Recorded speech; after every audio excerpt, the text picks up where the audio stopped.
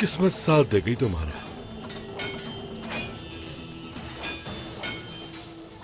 कब तक बचते रहोगे?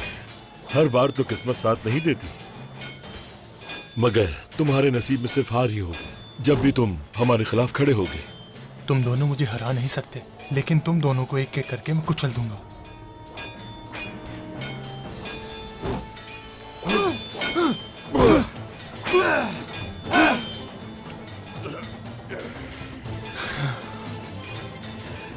बहुत हो गया, बहुत हो गया इब्राहिम सरदार।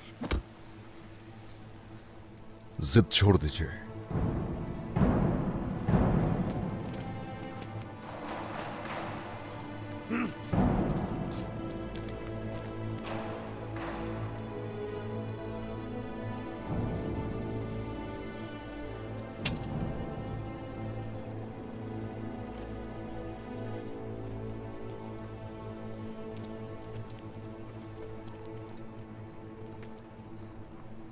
मेरे बेटे को मारने के बाद तुम मेरी भी जान लेना चाहते हो क्या? तो बढ़ो आगे, मगर जानदार कबीले के साथ तुम्हारा हिसाब बढ़ जाएगा। मेरा इरादा कभी भी आपकी जान लेने का नहीं हो सकता। अगर ऐसा होता तो कब का हो चुका होता। मुकदमे तक इंतजार करें, मैंने आपको कहा था।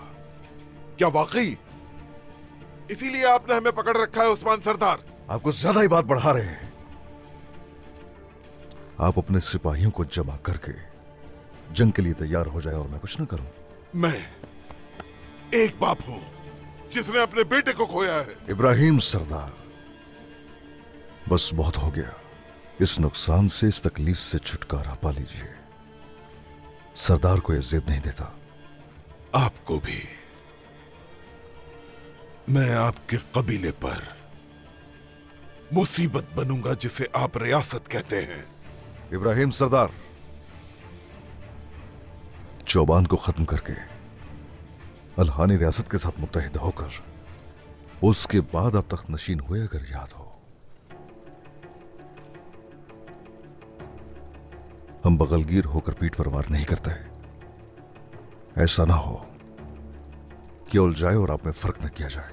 अपनी हद में रहे उस्मान सरदार, ये आप इल्जाम लगा रहे हैं हम पे। हद में रहने की आपको जरूरत है। क्यों आए यहां जानता हूं मैं। जानता हूं मेरी सरजमीन पर फसाद फैलाने आए और बुरे इरादे से आपने शादी का एहतमाम किया। हाँ, तो इस तरह तुम भी एतराफ करो, तुमने शादी बर्बाद कर दी और मेरे बेटे को मार डाला। नहीं नहीं इब्राहिम सरदार, वो भी वक्त की नजाकत थी कि अलाउद्दीन और गूंजा की शादी की। उन दोनों का निकाह हो चुका है।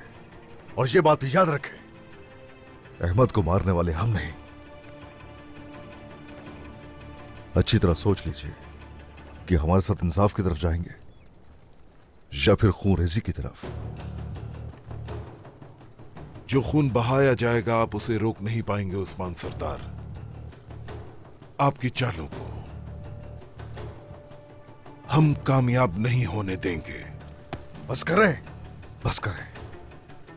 अलाउद्दीन की बेगुनाही जल्द वाज़ेह हो जाएगी और आप मेरी सरजमीन से चले जाएंगे। तलवार छोड़िए। मैंने कहा छोड़िए इसे, छोड़ दें।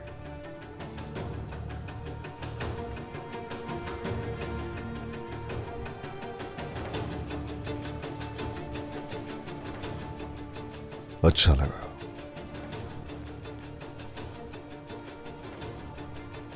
सिपाहियों, इब्राहिम साहब और उनके सिपाहियों को इंतहाई इज्जत के साथ ले जाओ यहां से। और जो गीदड़ हैं उन्हें गिद्धों की खुराक बनाओ। जैसे आपका हुक्म।